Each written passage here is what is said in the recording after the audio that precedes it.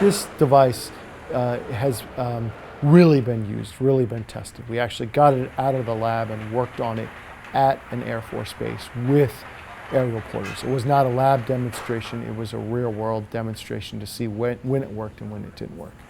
So the first time I tried it on was at ASU. When I put it on, I realized that there was more potential there than I thought there was originally. But their initial design of the suit was very close. So we just load cargo on planes constantly, C-17s, C-5s, KC-10s, and 747s, civilian aircraft. We kicked it off 8 weeks ago. We talked to airmen, hey, this is a prototype. We need all the feedback we can get. We need you to have honest feedback with us. Tell us how it is. That way we can make the suit better, so we're not giving airmen something that they're not going to use. The fundamental purpose of the project was to work on worker wellness and try to make pushing and lifting safer.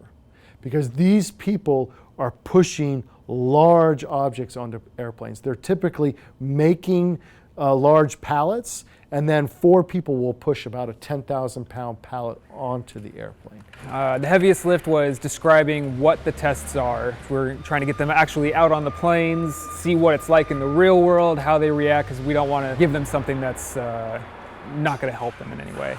It took a couple weeks for people to really understand that, when we've got people on the plane, we need a pair, one person not wearing the robot, one person wearing the robot, so we can have a direct task comparison. But by far, this experience was the most positive from top to bottom. They were basically requesting to use the device when they had heavy loads, heavy operations coming up, because they really did feel the benefit, both in, I think, the way it fits them.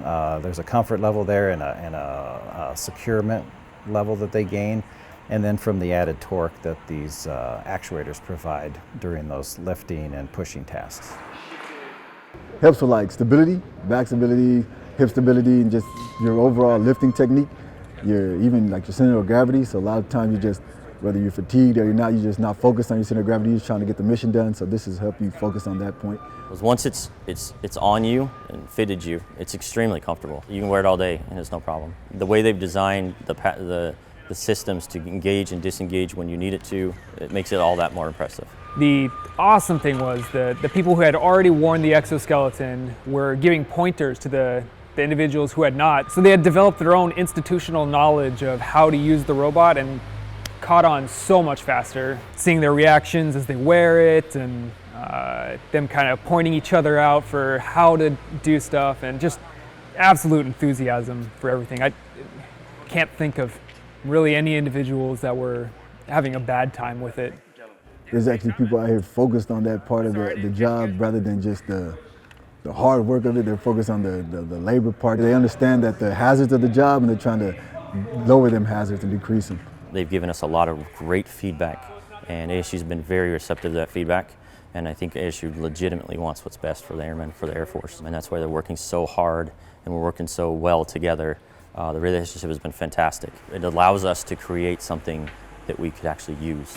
In my viewpoint, the 8-week period went outstanding. We had many aerial porters wear the device, tell us how they liked it, tell us how they liked it, the feel of the device. It also assisted them. We also used it in real-world tasks.